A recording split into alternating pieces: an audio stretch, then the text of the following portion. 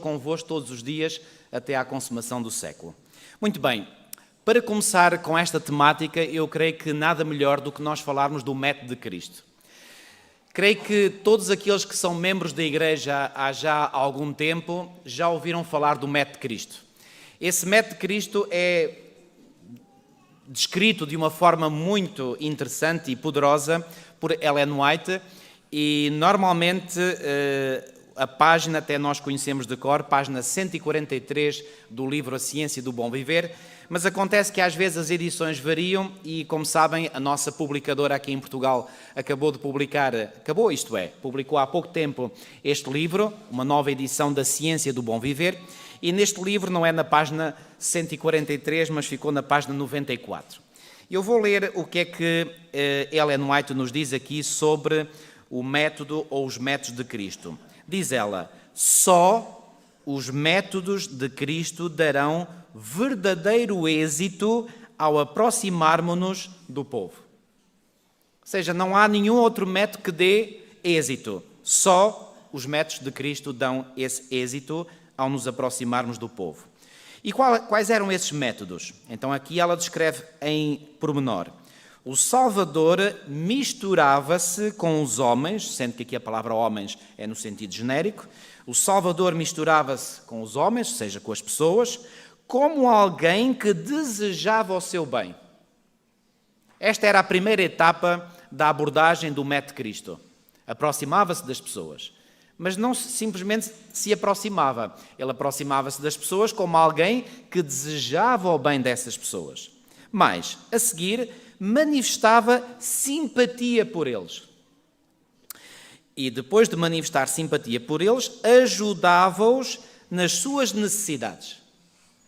E como resultado desta abordagem de se misturar com as pessoas, de desejar o seu bem, de manifestar simpatia para com eles, de ajudá-los nas suas necessidades, então sabe o que é que acontecia? Ganhava a sua confiança. E depois ordenava-lhes, segue-me. Este é o método de Cristo, na perfeição. Queridos irmãos, é Ellen White que o diz, não sou eu, que não há nenhum outro método que dê resultado, que dê êxito ao nos aproximarmos das pessoas. Se nós quisermos ter êxito em transmitir a mensagem, atenção irmãos, hoje, os irmãos sabem que eu gosto muito de apresentar a nossa mensagem, a mensagem bíblica. Muitas vezes nós dizemos a mensagem adventista. É verdade, mas eu gosto mais de usar o termo mensagem bíblica, porque a mensagem adventista é a mensagem bíblica. Há alguma coisa que nós, como adventistas do sétimo dia, creiamos que não tenha fundamento na palavra de Deus? Não. Aliás, se alguém me mostrar alguma coisa que nós, como adventistas do sétimo dia, creiamos que não tenha base bíblica, pois bem, me digam que eu vou descartar essa coisa. Até agora nunca ninguém conseguiu ter êxito nisso. Portanto, nós sabemos qual é a mensagem. Agora, sabem uma coisa, e aqui eu vou confessar uma coisa. Este é um campo onde eu tenho progressos a fazer. E peço a Deus que me ajude a fazer progressos nessa área. Qual é a área? Não é tanto conhecer a mensagem em si, porque a mensagem em si é espetacularmente atraente, é poderosa, é coerente, é lógica.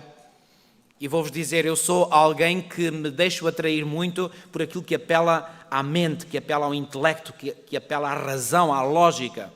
E quando eu vejo que algo é lógico, é coerente, isso me seduz, me atrai, me apaixona. Mas eu não estou aqui a falar da mensagem, estou a falar de uma outra área do conhecimento que nós também precisamos de ter, que é ter a arte de saber comunicar essa mensagem que nós sabemos que é coerente, que é lógica, que é poderosa, saber comunicar essa mensagem às pessoas. E sabem uma coisa, as pessoas não são robôs, não são máquinas, não são computadores. Não é chegar ali, carregar num botão e pronto, e já funciona. Não. Nós temos que conhecer como é que as pessoas funcionam, nós temos que saber minimamente como é que nós podemos alcançar o coração das pessoas, ou usando uma outra expressão, abrir o coração das pessoas, e quando os corações estiverem abertos, aí sim nós podemos e devemos injetar nesse coração a mensagem divina. Então o método de Cristo dá-nos este conhecimento prático de como abordar as pessoas. Reparem, nós podemos dizer a mensagem em toda a sua perfeição. E mesmo assim, se não usarmos o método de Cristo, nós estamos a pregar a verdade, só que essa verdade não tem nenhum efeito no coração daqueles que nos ouvem. Então Jesus não apenas era o mestre por excelência, mas ele era o psicólogo por excelência, que sabia como tocar as cordas sensíveis do coração das pessoas. E quando nós falamos aqui, e eu gostaria de enfatizar este aspecto, que Jesus diz aqui, portanto, que satisfazia, ajudava-os nas suas necessidades. Atenção, irmãos, muitas vezes este aspecto é passado por alto. Quando nós lemos aqui que Jesus satisfazia as suas necessidades, atenção, muitas vezes nós temos a tendência a pensar que essas necessidades são necessidades físicas. Claro que as necessidades físicas também se incluem aqui, isso está fora de questão. Mas muitas vezes as pessoas, as suas maiores necessidades não são as necessidades físicas. Volto a enfatizar, podem ser por vezes também. As maiores necessidades que os nossos contemporâneos à nossa volta têm são necessidades espirituais. E muitas vezes essas necessidades espirituais criam necessidades psicológicas, necessidades emocionais, necessidades sentimentais. Quantas pessoas, e não vou dizer nada que os irmãos não saibam, quantas pessoas, em termos materiais, não lhes falta nada. Quando nós dizemos não lhes falta nada, isto é uma hipérbole, ou seja, é um exagero. É claro que o ser humano deseja sempre ter algo mais e mais e mais e mais. Mas quando eu quero dizer que há pessoas que às vezes têm tudo, ou seja, têm tudo o que é necessário para a satisfação das suas necessidades materiais e físicas. E muitas dessas pessoas, os irmãos sabem isso muito bem, têm um vazio no seu coração. E têm um vazio porquê? Porque esse vazio não está preenchido pela presença do Senhor nas suas vidas. E amigos, nós como filhos de Deus, que queremos, e irmãos, eu tenho a plena certeza daquilo que eu vou afirmar. Sabem que muitas vezes nós sentimos-nos mal, e às vezes eu me sinto também, porque às vezes pensamos ou sentimos, e corretamente, que deveríamos fazer mais do que aquilo que fazemos. E no entanto, sabem uma coisa, irmãos? Eu acredito que no coração de cada um de vós está o desejo de cumprir a missão de Cristo. Há aqui alguém que possa dizer, olha, eu pessoalmente, eu não quero cumprir a missão de Cristo. Ninguém. Nenhum de nós tem a ousadia de dizer, olha, eu não quero cumprir a missão de Cristo. Eu tenho a certeza absoluta que vós todos que aqui estáis nesta sala esta manhã e aqueles que nos acompanham pela internet, têm no fundo do seu coração um sincero e genuíno desejo de cumprir a missão de Cristo. Isso está fora de questão. Agora, muitas vezes, qual é o nosso problema? Nós não sabemos como levar essa missão de Cristo avante. E mais uma vez eu quero recordar que o método de Cristo, não sou eu que o digo, é Ellen White, inspirada por Deus, que o disse, é o único método que produz verdadeiro êxito.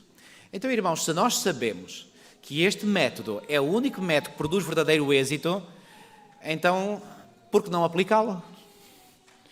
Por que não tentar, com a ajuda de Deus, começar cada vez mais com a ajuda do Senhor, com a sua inspiração, com a sua motivação, só Ele nos pode dar a pôr esse método em prática. E já agora, para aqueles que possam eventualmente pensar que este método de Cristo só era válido nos dias de Cristo, porque reparem, quando nós falamos em método de Cristo, estamos a falar do método que o próprio Senhor Jesus utilizou quando esteve nesta terra. Ah, pastor, mas isso foi há 2000 anos atrás. Os tempos mudaram.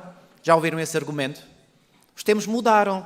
Hoje os tempos são diferentes, as pessoas são diferentes, elas pensam de maneira diferente. Portanto, esse método de Cristo pode ter dado resultado lá no Médio Oriente, na Palestina, há 2000 anos atrás, mas hoje é diferente. Será?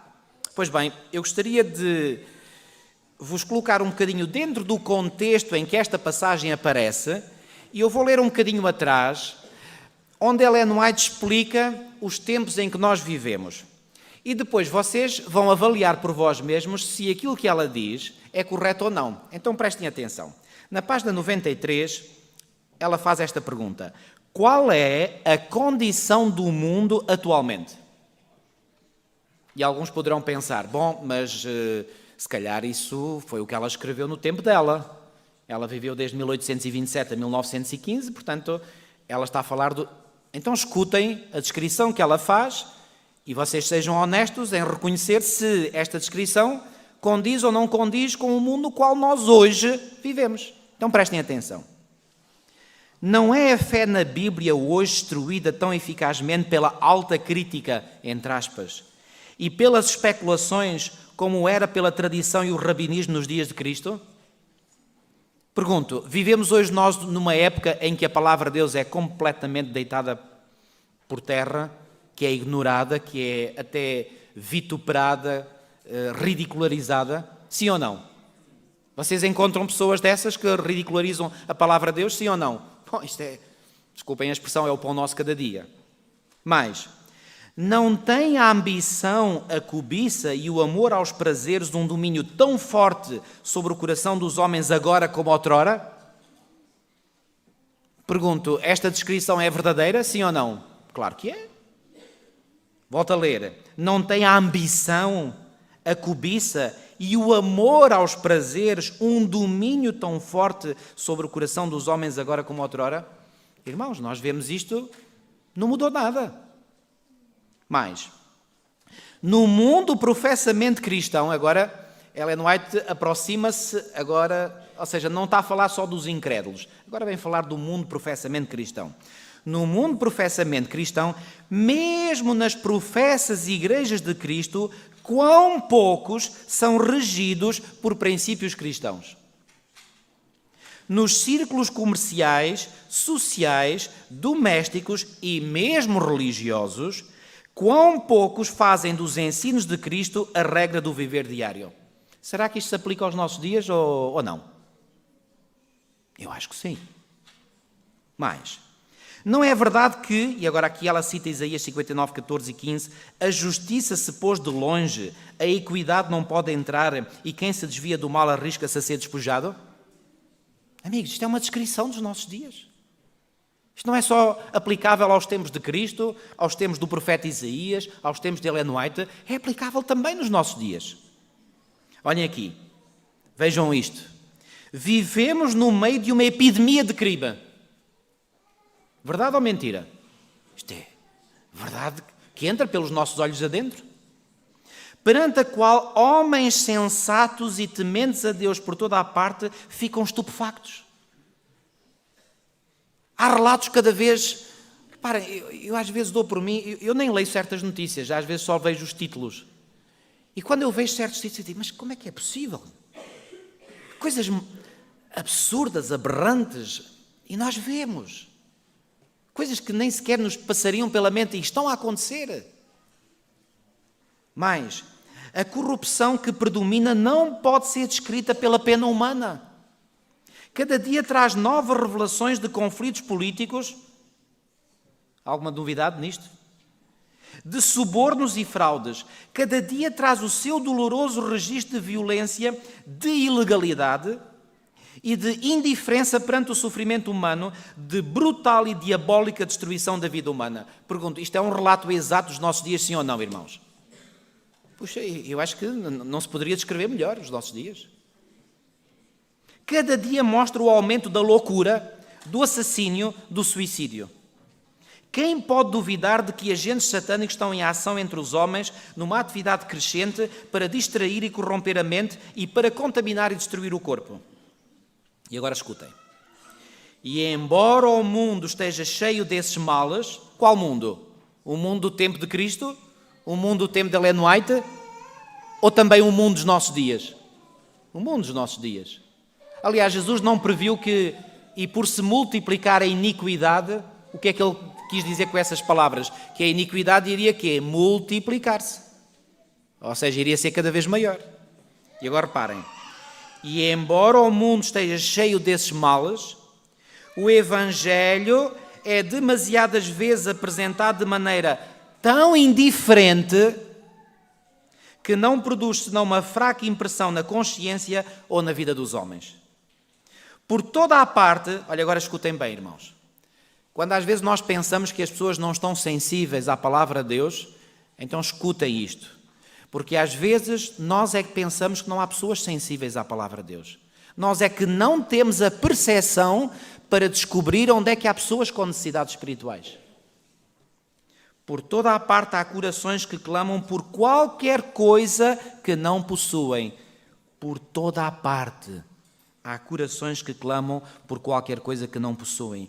Anseiam um poder que lhes dê domínio sobre o pecado, um poder que os liberte da servidão do mal, um poder que lhes proporcione saúde, vida e paz. Há muitas e muitas pessoas, como aqui é dito por toda a parte, que anseiam isto.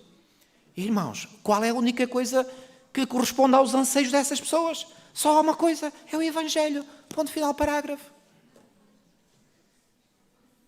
E como é que nós não conseguimos ver que há pessoas com necessidades? Ainda o sábado passado, na igreja dia 20, o irmão me dizia: olha, pastor, esta semana tive um encontro. Eu até fiquei admirado. Eu encontrei-me com uma pessoa, não sei se foi numa loja ou num sítio qualquer, não fixei isso. Ele disse-me que essa pessoa lhe contou. Ele começou a dialogar com essa pessoa, entretanto a conversa foi para assuntos espirituais. E sabe o que é que essa pessoa lhe revelou? Que teve um sonho em que alguém lhe apareceu a dizer: tu deves ler a Bíblia.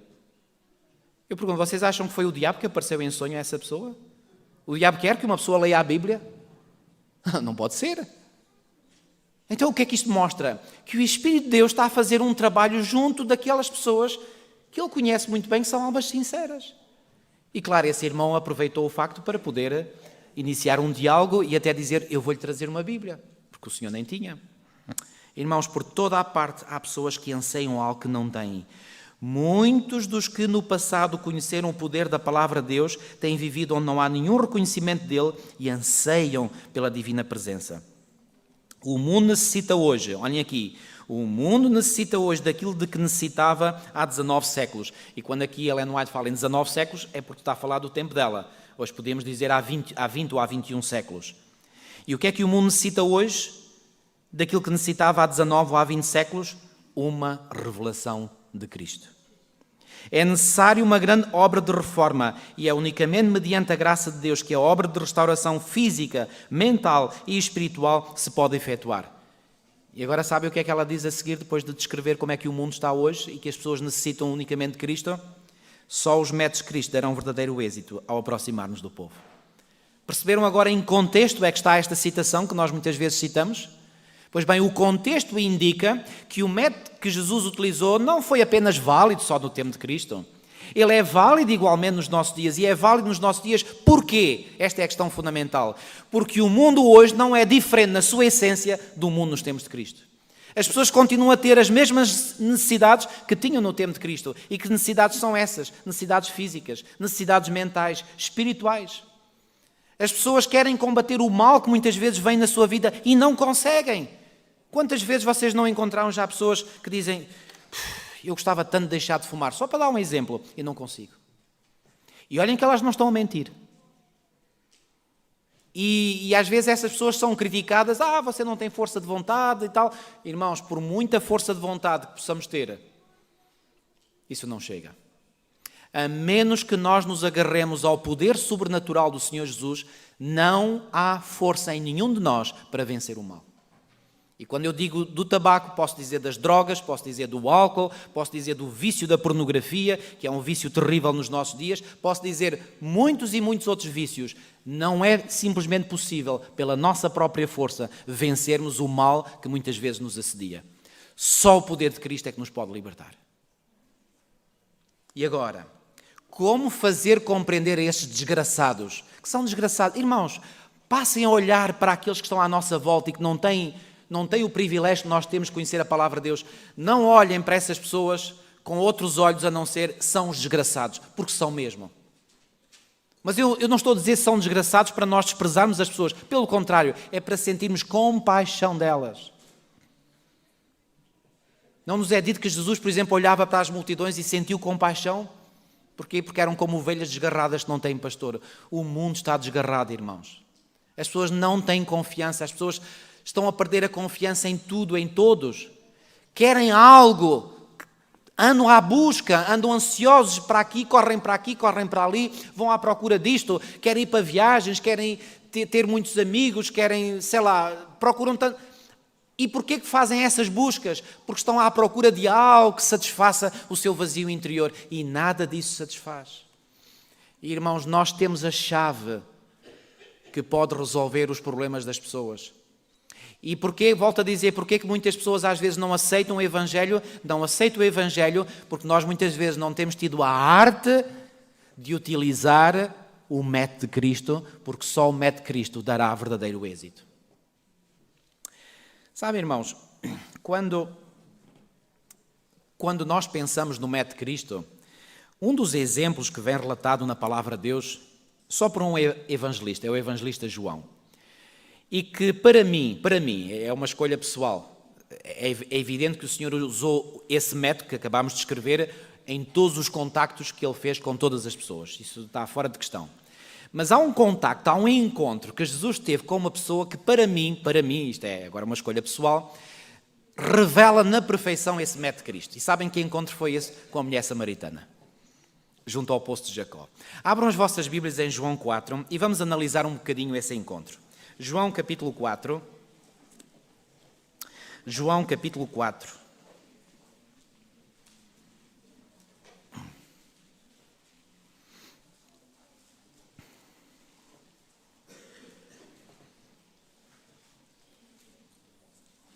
E vamos ler a partir do versículo 1, do início.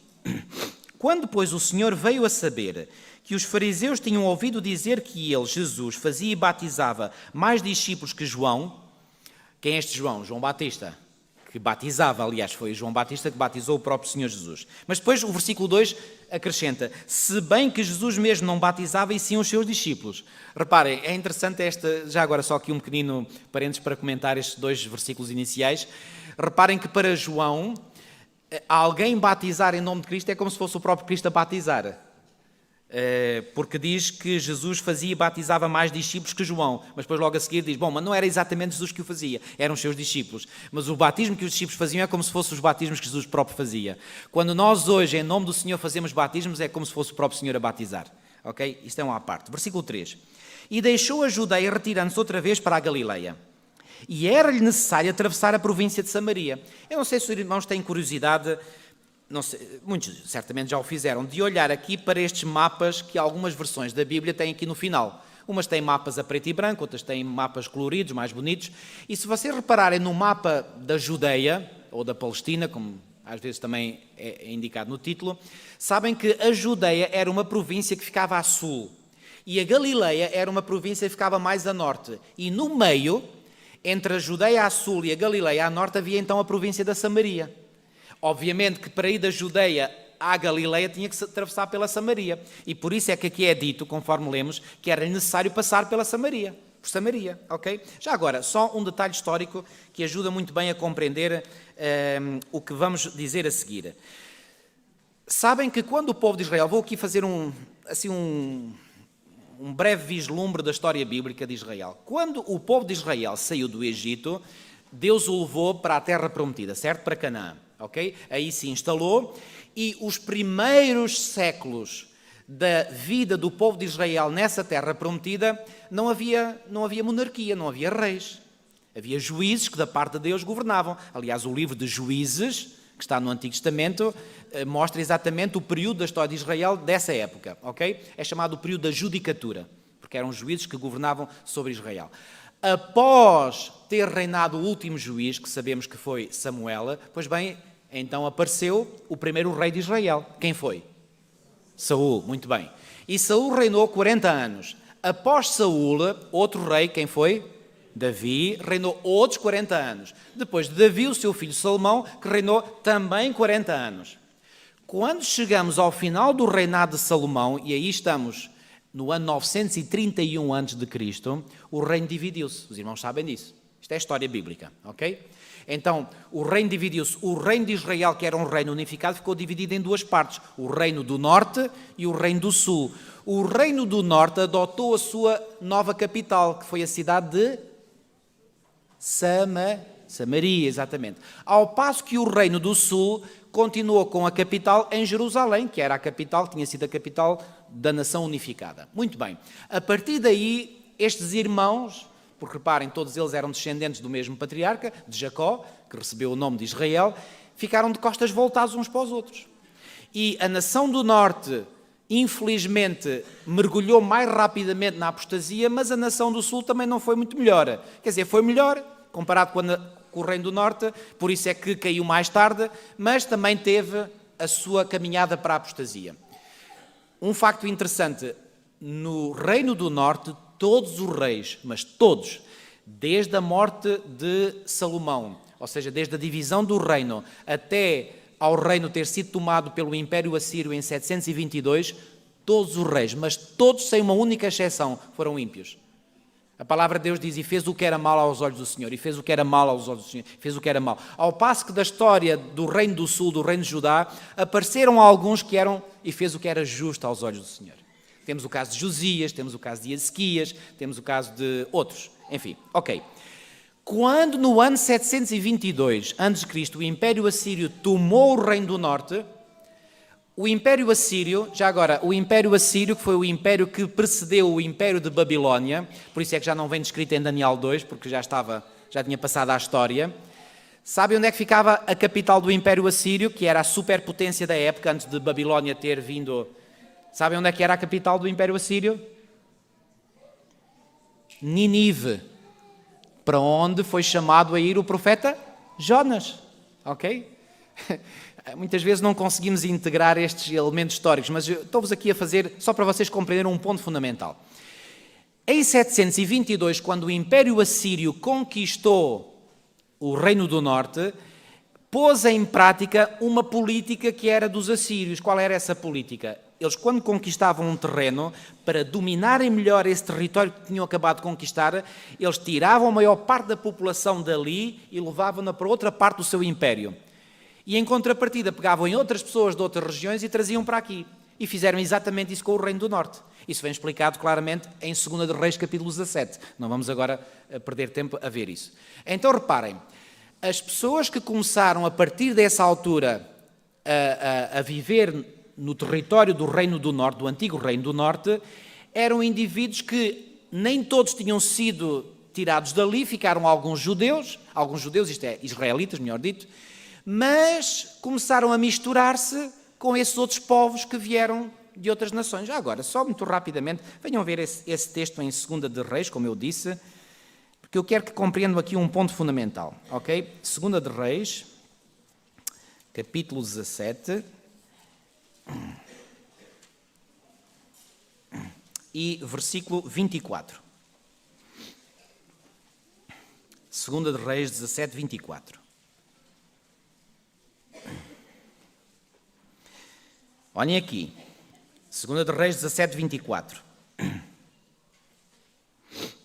O rei da Assíria trouxe gente de onde? Olhem aqui, de Babilónia, de Cuta, de Ava, de Amate e de Sefarvaim, e a fez habitar nas cidades de Samaria em lugar dos filhos de Israel. Estão a ver? Tomaram posse de Samaria e habitaram as suas cidades. A princípio, versículo 25, quando passaram a habitar ali, não temeram o Senhor, então mandou o Senhor para o meio deles leões, os quais mataram alguns do povo, etc, etc. E se continuarem a ler, chegou uma altura que eles disseram, não, temos que temer a Deus. Então o que é que houve? Para resumir, houve uma mistura étnica do povo de Israel com estes povos que vieram de outras partes, mas houve também uma mistura religiosa. Resultado, a população que surgiu desta mistura é a população que veio a ser conhecida como os samaritanos. E os irmãos agora compreenderão melhor porque é que os judeus, que eram descendentes do Reino do Sul, não gostavam dos samaritanos. Porque os samaritanos eram já mestiços, digamos assim. Ou seja, não eram puro sangue israelita. Havia lá algum sangue israelita ainda, mas era pouco. O resto já tinha havido muitas misturas, muitos cruzamentos. Pior, a religião deles era uma religião que era a religião verdadeira, juntamente com o paganismo, tudo misturado, dava uma salada. E os judeus não gostavam dos samaritanos. Então agora conseguem compreender porque é que havia esta rivalidade, esta frieza entre judeus e samaritanos. Não havia grande ponto de contacto. E agora, imaginem, Jesus tem que passar pela Samaria, e vocês conhecem a história, ele estava cansado, era meio-dia, diz que era a hora sexta, era meio-dia, acerca-se junto ao poço, tem sede, não tem com que tirar, a mulher vem, e sabem uma coisa? Quando a mulher vem e reconhece Jesus, aliás, ela o vai dizer posteriormente, ela diz, como tu, que és judeu, me falas a mim que sou mulher samaritana? Venham ver esse texto, vocês conhecem muito bem. João, capítulo 4, vamos voltar a João 4. João, capítulo 4.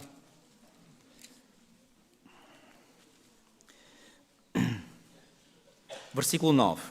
Então lhe disse a mulher samaritana, como sendo tu judeu, um parênteses.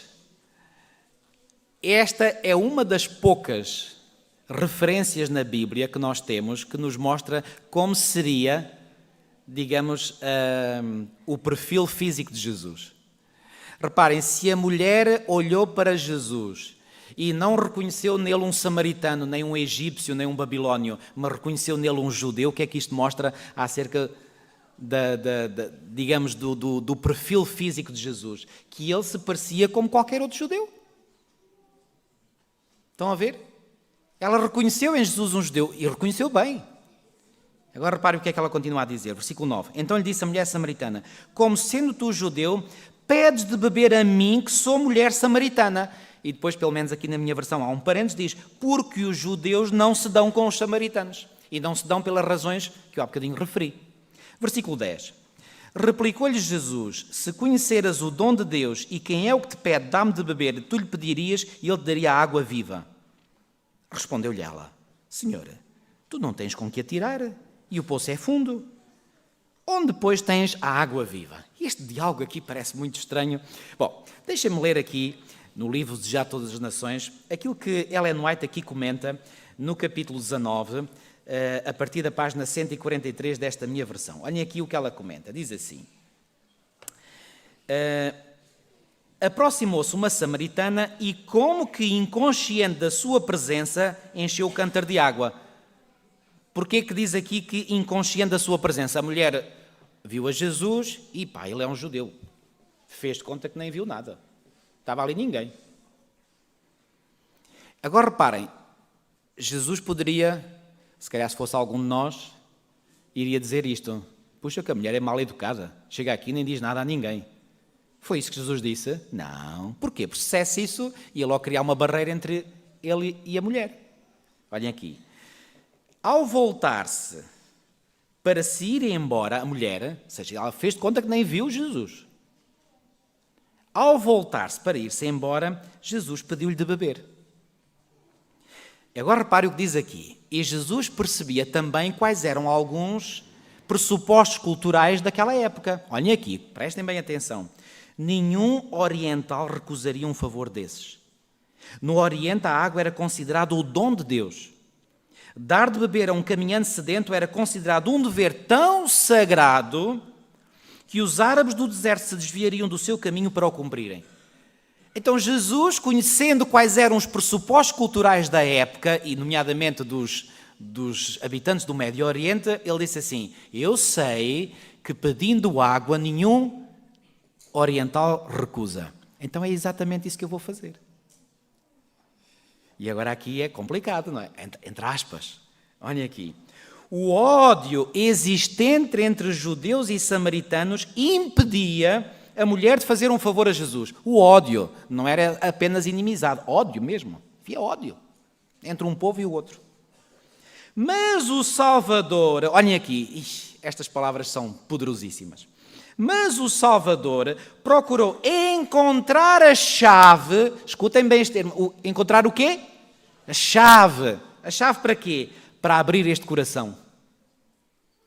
Precisamos de nós encontrar as chaves para abrir o coração das pessoas, sim ou não, irmãos? Precisamos. E às vezes andamos com muitas chaves no bolso, mas não é a chave certa para abrir aquele coração.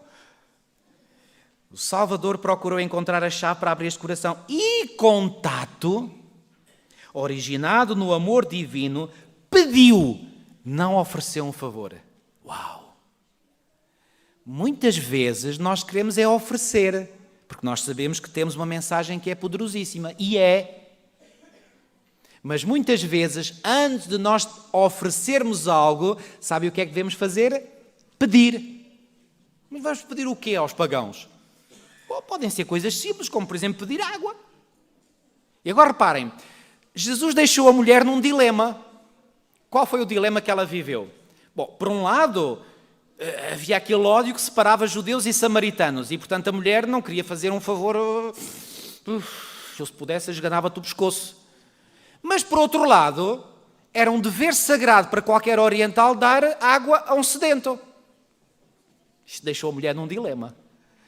Mas Jesus, ao criar esse dilema, estava a fazer o quê? Estava a tentar quebrar uma barreira e tentar o quê? Encontrar a chave para abrir o coração da pessoa. Oh, irmãos, é aqui que eu vejo a sabedoria que Jesus manifesta no tato, no contacto com as pessoas.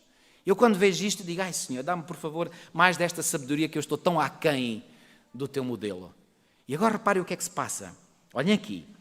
O oferecimento de uma gentileza poderia ter sido rejeitado. Ou seja, se fosse Jesus a oferecer algo à mulher, a mulher podia dizer, não. Como quem diz, não, de ti não quero nada, tu és judeu. O oferecimento de uma gentileza poderia ter sido rejeitado. A confiança, no entanto, desperta confiança. Ou seja, a partir do momento em que Jesus faz um pedido à mulher, reparem, nós só fazemos pedidos a pessoas que minimamente temos o quê? Confiança. Então aí Jesus manifestou confiança na mulher. E ela ficou baralhada. O quê? Um judeu confia em mim? A ponto de me pedir que eu lhe dê de beber? O rei do céu chegou até esta mulher desprezada pedindo um serviço das suas mãos. Uau!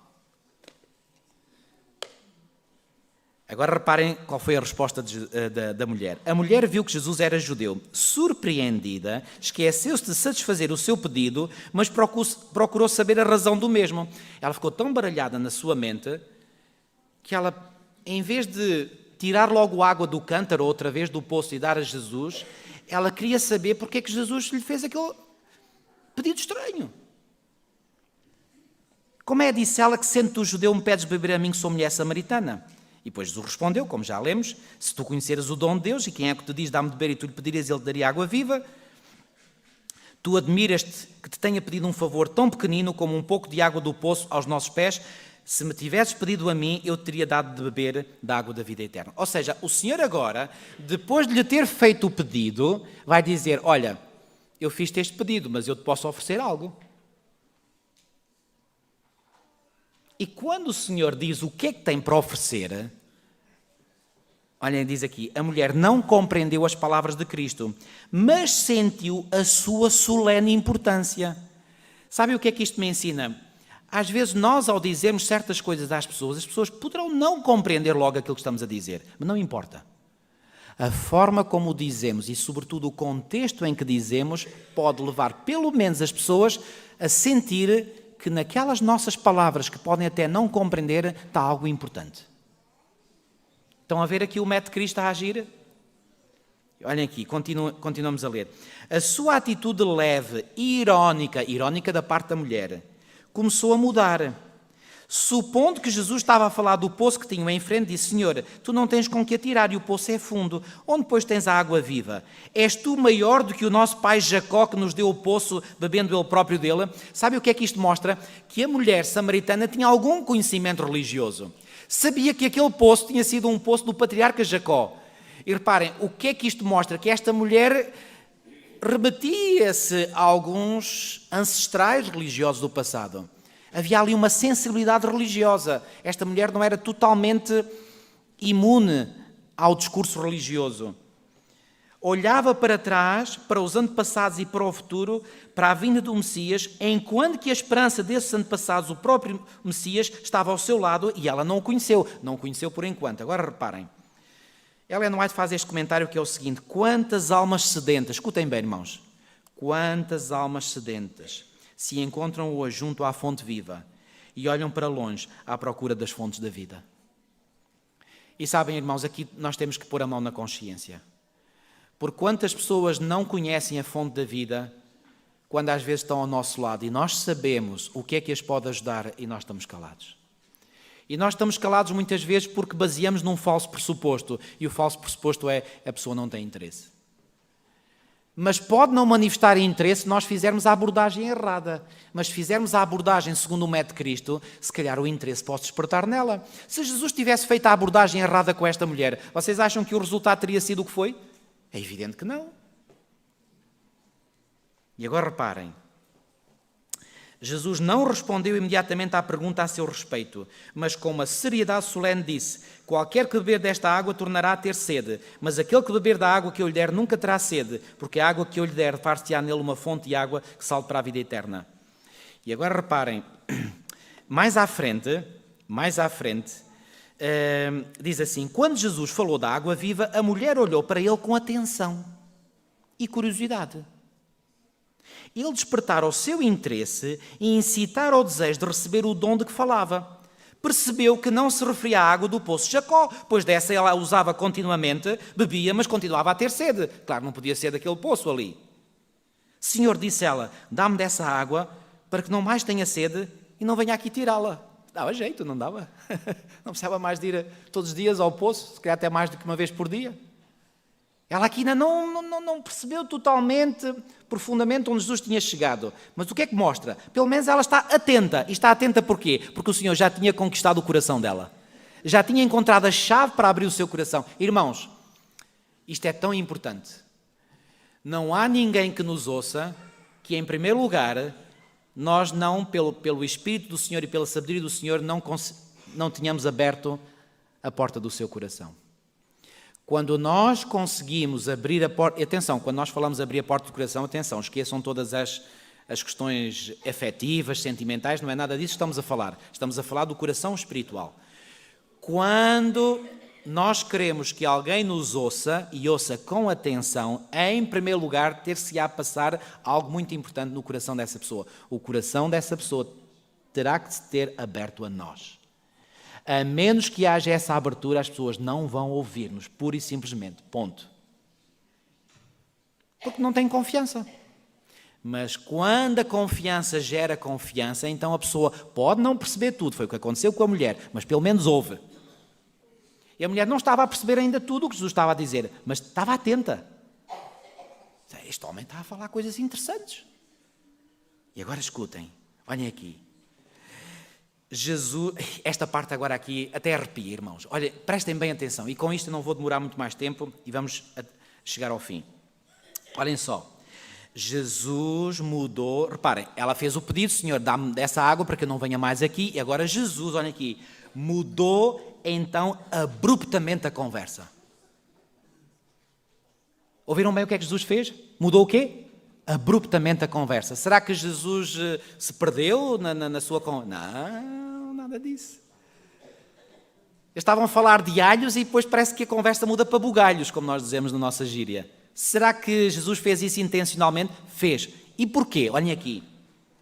Antes que essa alma pudesse receber o dom, qual dom? O dom da água da vida, que ansiava conceder-lhe, seria preciso que, esta palavra aqui é fundamental, reconhecesse o seu pecado e o seu Salvador. Irmãos, isto é tão crucial. Ninguém, repito, ninguém vai alguma vez aceitar o dom da salvação se em primeiro lugar não reconhecer que é pecador e que necessita desesperadamente de um Salvador. Então, antes de nós apresentarmos Cristo como Salvador às pessoas, nós temos que levar as pessoas a quê? A reconhecer a sua necessidade. E esse é o nosso grande problema. Nós falamos e pregamos do amor de Cristo e as pessoas ouvem e dizem, quer lá saber do amor de Cristo? Porquê? Porque não sentem a necessidade desse amor. Jesus perdoa. E daí? Eles pensam, eu não tenho nada para pedir perdão. E daí? Olha, faz-me lembrar, deixa-me aqui fazer um parênteses. Eu era aluno de teologia em Colões e um dia eu senti vontade, que ele era só ouvir, e eu queria falar, queria dar testemunho, queria partilhar a minha fé. Então pus-me de joelhos no meu quarto e disse, Senhor, ajuda-me, eu tenho que falar. Então ajuda-me a saber, a encontrar uma pessoa que eu quero falar. E então levantei-me, saí, e, não era muito fácil encontrar pessoas na rua, ali naquela zona, quem conhece Colões sabe que aquilo é uma zona de vivendas, mas as pessoas entram nos carros, saem nos carros. Mas lá mais à frente encontrei um senhor que estava a trabalhar no seu jardim. Uma vivenda com um jardim à frente, ele estava a trabalhar. Abordei o senhor, cumprimentei-o, ele cumprimentou-me. E eu, imaginem, sabem qual foi o que é que eu digo a esse senhor? Foi logo assim de rajada, como se costuma dizer. Olha, o senhor sabe que Jesus vai vir em breve? E ele olha para mim e diz assim, o que é que eu tenho a ver com isso? Sabem, eu vou-vos dizer uma coisa. Claro, eu não gostei da resposta dele, porque nem sequer estava à espera dessa resposta. Mas eu fiquei a pensar para comigo, mas o homem tem razão. Então esta é que é a forma de abordar as pessoas, Paulo. E eu fiquei a pensar, não, isto não funciona assim. Por muito boa vontade que eu tenha de falar de Cristo às pessoas e da sua mensagem, não é esta a abordagem certa. Esta foi a grande lição que eu aprendi. E nunca mais me esqueci dela. Irmãos, antes que as pessoas possam sentir necessidade de receber algo, têm que, em primeiro lugar, o quê? Ora, digam lá. Reconhecer o quê? A sua necessidade. E Jesus queria ou não queria dar a água da vida a esta mulher? Queria, mas primeiro ela que tinha, desculpem eu ser repetitivo, ela tinha que reconhecer a sua necessidade. E agora, que necessidade é que era? Será que ela era pecadora? Claro que é, qualquer um de nós é. Mas será que é fácil nós levarmos as pessoas a reconhecer que são pecadores? E aqui é que é preciso arte, tato, delicadeza, sabedoria. Ninguém gosta de ser acusado, ninguém gosta de se sentir acusado. E quando sente que a pessoa está ali a tentar acusar, os anticorpos todos vêm à superfície e a pessoa, já não me tocas mais, já não falas mais comigo. Então, para evitar esses anticorpos, a gente tem que ir pé ante pé, com pezinhos de lã, que é para ver se entra lá dentro. E agora reparem, olha o que Jesus faz, não faz nenhuma acusação, simplesmente lhe faz um pedido, mais um pedido. Que pedido é esse? Disse-lhe ele, vai, chama o teu marido e vem cá. Ai, o que Jesus vai falar? Chama o teu marido e vem cá. E agora reparem, ela respondeu, não tenho marido. E sabem uma coisa? Quando a mulher respondeu, não tenho marido, sabem o que é que isso mostrou? A mulher era sincera. Ela podia ter dito, olha, o meu marido está ocupado, está a trabalhar, ou isto ou aquilo. Não, ela foi sincera e disse a verdade, não tenho marido. E quando ela diz isto, Jesus aproveita-se deste facto de que ela reconhece que aquele com quem vivia não era marido dela e diz-lhe isto. Mas o Salvador continuou, disseste bem, não tenho marido, porque tiveste 5 maridos e o que agora tens não é teu marido. Isto disseste com verdade. Já tiveste 5 maridos? Eu posso imaginar, a mulher aqui tremeu da cabeça aos pés. Como é que este homem conhece a minha vida? E sabem, Ellen White diz, quando Jesus lhe faz a pergunta, não tenho marido, ela foi sincera, como eu disse, mas sabem porque que ela também respondeu? Olhem aqui, assim esperava evitar qualquer pergunta nesse sentido. Ela não queria que se tocasse nessa área. E sabem uma coisa? Quando vocês virem alguém que mostra que não se quer que ninguém fale em determinado assunto, pois é precisamente nesse assunto que vocês têm que entrar. Com delicadeza, com tato, com sabedoria, com a ajuda do Senhor, mas aí, sabem porquê? Porque é aí que a pessoa está mais necessitada. E quando o Senhor diz agora, tu já tiveste 5 maridos, e agora aquele que tu tens não é teu marido. Isso disseste com verdade. É como se o Senhor tivesse... Reparem, não só não há acusação nas palavras de Jesus, mas até há um encorajamento. Olha, eu agradeço, tu disseste a verdade. Tu disseste que ele não é teu marido. E é verdade, tu disseste isso com verdade. E agora, reparem, a ouvinte tremeu, diz Ellen White. Tremeu. Não é caso para menos. Imaginem alguém chegar ao pé de vós e conhecer segredos que mais ninguém sabe. Uma mão misteriosa estava a voltar as páginas da sua vida, revelando aquilo que ela queria manter oculto para sempre.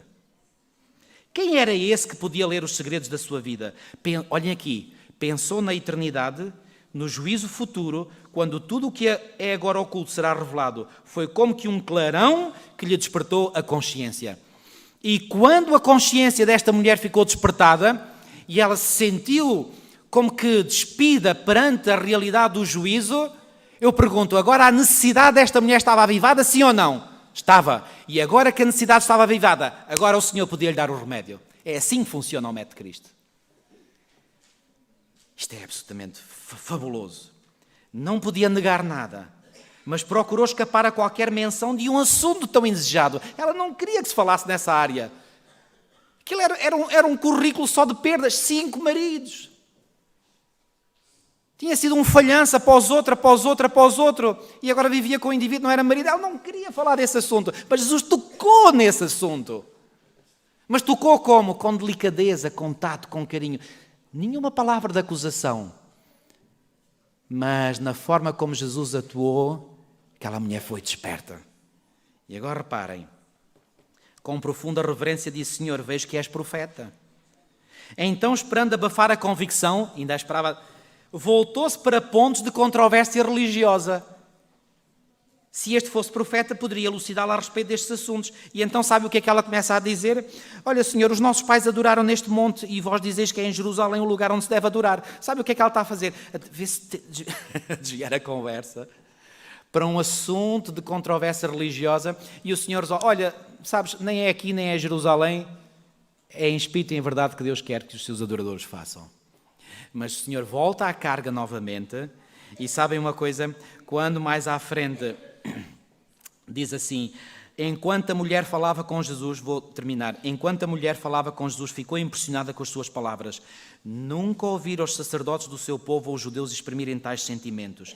Jesus convencerá de que lia os segredos da sua vida. Sentiu, entretanto, olha aqui, isto é tão importante, sentiu, entretanto, que ele era seu amigo.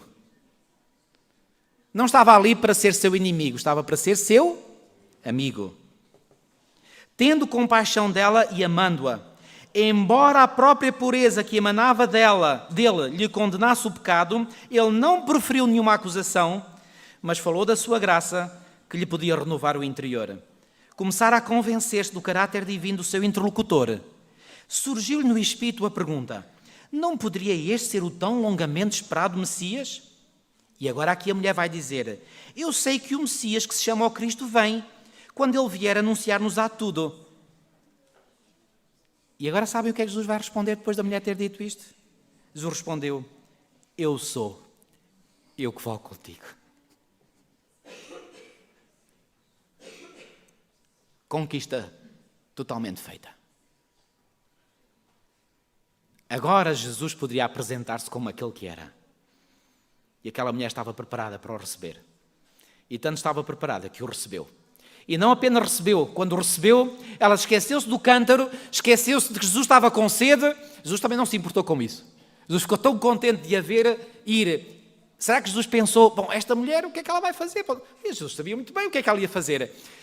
Uma fonte tinha irrompido do seu interior. E essa mulher agora não podia ficar calada. E todos nós sabemos o que é que ela fez. Foi junto dos seus e disse: olha o que ela foi dizer. Vamos ler mesmo no texto bíblico, em João 4, no versículo 28 em diante. Quanto à mulher, deixou o seu cântaro, foi à cidade e disse àqueles homens: vinde comigo e vede um homem que me disse tudo quanto tenho feito. Será este porventura o Cristo? Saíram, pois, da cidade e vieram ter com ele. Porquê que aqueles homens da cidade vieram atrás da mulher? Porque o testemunho que ela manifestou era tão forte, tão poderoso, tão convincente, que todos se convenceram que ela estava a dizer a verdade. E agora eu pergunto, irmãos, por favor, pensem nisto. Porquê é que o testemunho desta mulher foi tão convincente? Porque o Senhor tinha conquistado o seu coração. E como é que o conquistou? Da forma como nós escrevemos. Irmãos, não há outro método que dê êxito ao nos aproximarmos do povo. Está revelado. O meu desejo para mim e para cada um de vós, meus queridos irmãos, e a minha oração é que nós possamos, com a sua ajuda, com a sua graça, estudando o exemplo do nosso Salvador, desenvolver este método ao nos aproximarmos das pessoas. E vamos ver que vamos ter grande sucesso. Que o Senhor nos ajude e nos abençoe. Amém.